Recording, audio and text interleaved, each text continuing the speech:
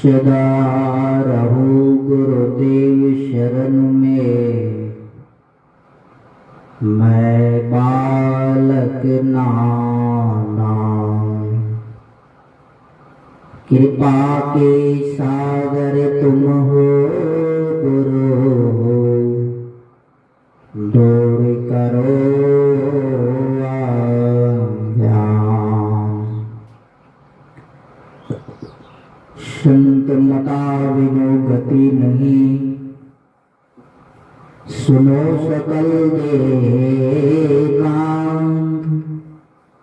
जो चाहो धार को, बनो संत संतान। धन्य धन्य सतगुरु सुखदय, महिमा कही न जाए। जो कुछ कहो तुम्हारे कृपा, बहुत कछो न वसा।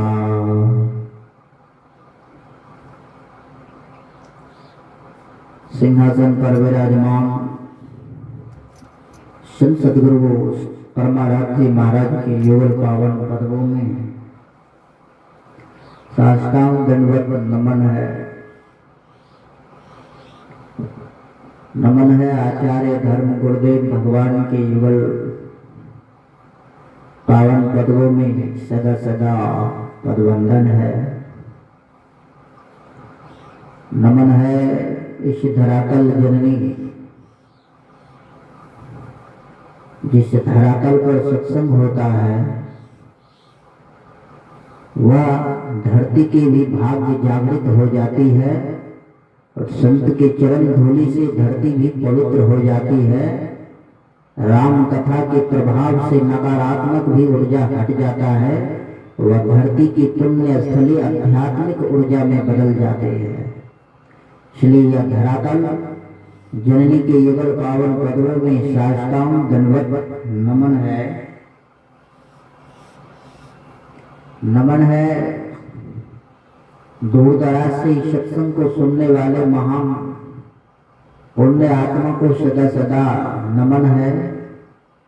और नमन है सीता सावित्री श्रवण कुमार भक्त प्रहलाद मीराबाई जनाबाई जैसी चरितार्थ को सिद्ध करने वाली इन महान पुण्य आत्माओं की सदा युगल पावन पदों में सदा सदा नमन है। नमन है दूर दराज से सत्संग को सुनने वाले महान पुण्य आत्मा को सदा सदा पदवंदन है।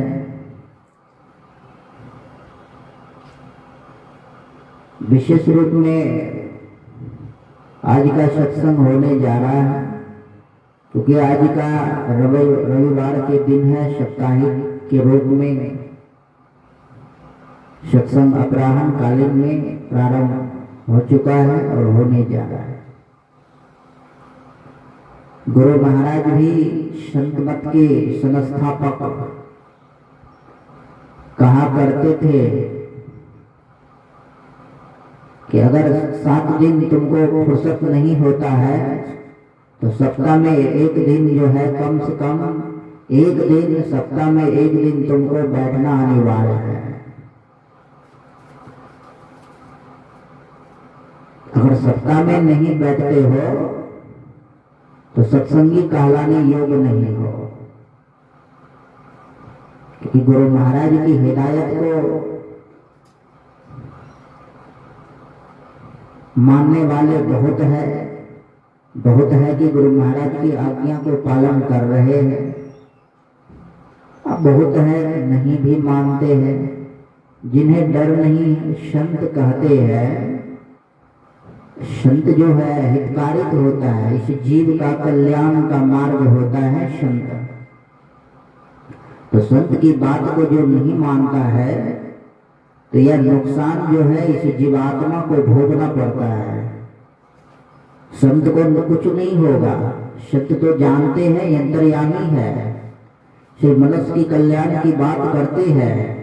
तो चेतावनी देते हैं, अगर इस तरह से चलोगे तो तुम्हारा कल्याण हो जाएगा, उद्धार हो जाएगा, इस जीव का कल्याण हो जाएगा।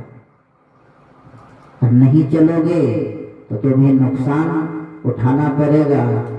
तो वैसे आदमी पर कि सप्ताह में भी एक दिन नहीं बैठना चाहता है सत्संग में, सप्ताह में भी एक दिन स्तुति दिन नहीं करता है, तो वह सत्संगी पर गुरु महाराज रुष्ट हो जाते हैं, निराश हो जाते हैं, उस पर कृपा नहीं करते हैं। कितना भी दुख और मुसीबत आ जाए उसकी सर पर, तो गुरु महाराज पैर को पीछे खींच लेता है और वो कहता है कि जब तुम मेरी आज्ञा का पालन नहीं करोगे तो तुम्हारी विपत्ति को मैं टालने वाला नहीं हूँ और मैं तुम्हारे भाग्य के नसीब में दुख की घड़ी निर्धारित कर दूंगा।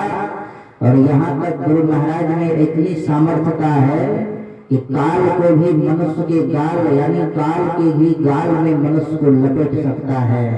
यथार्थ संतों में आया है कि संत के आदेश को देवता भी पालन करते हैं।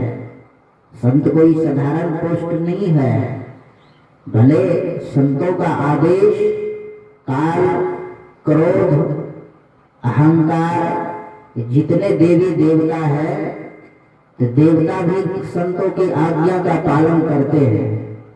अगर हम संतों की आज्ञा का पालन नहीं करते हैं तो इसकी परिणाम उठाने के लिए तैयार रहे आप।